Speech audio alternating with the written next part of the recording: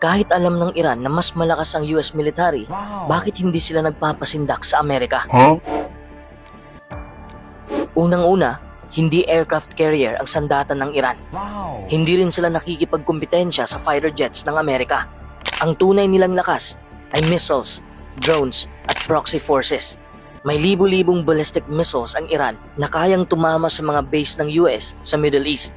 May anti-ship missiles na kayang umatake sa mga barko sa Persian Gulf. Pero mas gumagamit ang Iran ng tinatawag na asymmetric warfare. Ibig sabihin, hindi sila lalaban ng harapan. Papahirapan nila ang kalaban sa pamamagitan ng indirect attacks. At huwag nating kalimutan ang Strait of Hormuz. Kapag nagulo ang lugar na ito, maaapektuhan ang global economy. Kaya hindi ito tungkol sa sino ang mas malakas. Ito ay tungkol sa sino ang kayang magdulot ng mas malaking gastos kapag nagkagyera. Alam ng Iran na hindi nila kayang talunin ng US sa open war, pero kaya nilang gawing sobrang mahal at magulo ang laban. Kung gusto mo ng mabilisang analysis, i-follow mo na ang page na to.